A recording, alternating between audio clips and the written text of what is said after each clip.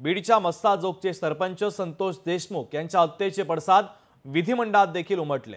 मुख्यमंत्री देवेंद्र फडणवीसांनी या संदर्भात निवेदन सादर करत एसआयटी चौकशी आणि न्यायालयीन चौकशीचे आदेशही दिलेले आहेत।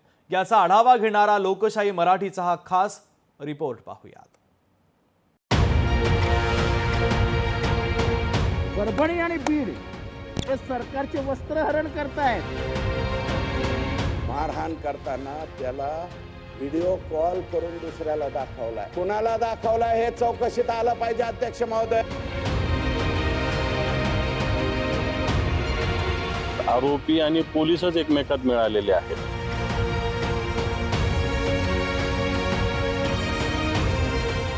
बीडच्या मस्साजोगमधील सरपंच हत्येचे विधानसभेत पडसाद। संतोष देशमुख हत्येप्रकरणी एसआयटी आणि न्यायालयीन चौकशी। वाल्मिक कराडवर कारवाई करणारच, मुख्यमंत्र्यांची ग्वाही। बीडच्या मस्साजोगमधील सरपंच संतोष देशमुख यांच्या हत्येचे पडसाद हिवाळी अधिवेशनात पाहायला मिळाले। विरोधकांनी प्रश्नांची सरबत्ती केल्यानंतर मुख्यमंत्री फडणवीसांनी या प्रकरणी आज विधानसभेत निवेदन सादर केलं। यावेळी त्यांनी या प्रकरणाचा तपास एसआयटी मार्फत केला जाईल आणि न्यायालयीन चौकशीही केली जाणार असल्याचं स्पष्ट केलं।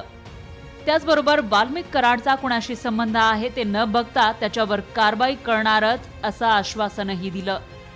हा जो काही गुन्हा घडलाय याचा मास्टरमाइंड कोणीही असला तरी त्याच्यावर कारवाई केलीच जाईल। जर वाल्मिक कराड बद्दलचे पुरावे असतील तर तो कोण आहे, कुठल्या पक्षाचा आहे, कोणाकोणासोबत फोटो आहे, कारवाई केली जाईल। बीडमधील संतोष देशमुख हत्या प्रकरणी मारेकरी अद्याप जेरबंद झालेले नाहीत। त्यांना तात्काळ जेरबंद करा, उद्या संध्याकाळपर्यंत ते गजाआड असावेत अशी मागणी संतोष देशमुख यांचे बंधू धनंजय देशमुख यांनी केली आहे। कोणी जरी असलं तरी कारवाई होणार आणि त्याच्यात आहेत ते, आणि ह्याच्यातून हे सगळं बंद झालं पाहिजे। हे जे सगळं चाललंय, ही सगळी अराजकता जी माजलेली आहे ती सगळी बंद होणार आहे, याच्यावर माझा विश्वास आहे। उद्या संध्याकाळपर्यंत जे आरोपी आहेत ते जेरबंद झाले पाहिजेत। मी एवढी विनंती करतो। मी आता फक्त एकच गोष्ट मागतोय, ती मला प्रामुख्याने पाहिजे, मला न्याय पाहिजे। संतोष देशमुख हत्येप्रकरणी मुख्यमंत्र्यांनी दिलेल्या उत्तरावर समाधानी आहोत आणि आरोपींवर कडक कारवाई केली जाईल असा दावा सुरेश धस यांनी केला।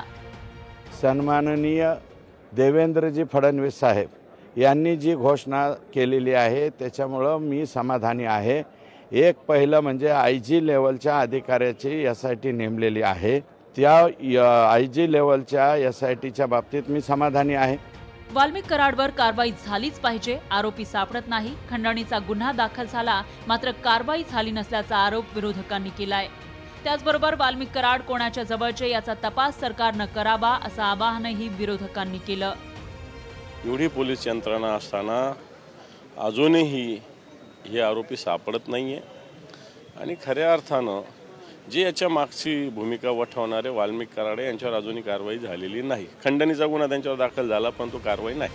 वाल्मिक कराडचे सर्वांसोबतच फोटो असल्याचं मुख्यमंत्री फडणवीस यांनी सांगितलं, तर वाल्मिक कराड सिरियल किलर असल्याचा उल्लेख जितेंद्र आव्हाडांनी केलाय। त्याच्यावर कठोर कारवाईची मागणीही त्यांनी केली। वाल्मिक कराड बद्दलचे पुरावे असतील तर तो कोण आहे, कुठल्या पक्षाचा आहे, कोणाकोणासोबत फोटो आहे, सगळ्यांसोबतच आहे। आमच्या सोबत आहे, यांच्या सोबत आहे, पवार साहेबांसोबत आहे, सगळ्यांसोबत आहे। कोणासोबत फोटो आहे याचा विचार न करता कारवाई केली जाईल। आम्हाला असं माहिती आहे की तुमचा आणि त्याचा काही संबंध नाही। आम्हाला माहिती आहे अजून त्याचे कोणाकोणाबरोबर फोटो आहे, पण आम्हाला हेही माहिती आहे की त्यांचा आणि त्यांचा काही संबंध नाही। पण तुम्हाला असं म्हणायचं का धनंजय मुंडेंचा आणि त्याचा काही संबंध नाही? आता स्पष्टच बोलतो महाराष्ट्राच्या समोर, Valmik Karad is a serial killer. विकृत है, तो सायकोपॅथ है। कोणाचा कोणाशीही संबंध असेल तरी कारवाई करण्याचा इशारा मुख्यमंत्री फडणवीसांनी दिलाय। त्यामुळे बीडमधील राजकारणात काय घडेल ते पाहणं महत्त्वाचं आहे। बीडच्या घटनेनंतर राज्यभरात अस्वस्थता पाहायला मिळतेय। सत्ताधारी आणि विरोधक राजकारण करतायत, तर आमच्या सुरक्षेचं काय असा सवाल जनता विचारतीये। ब्युरो रिपोर्ट, लोकशाही मराठी।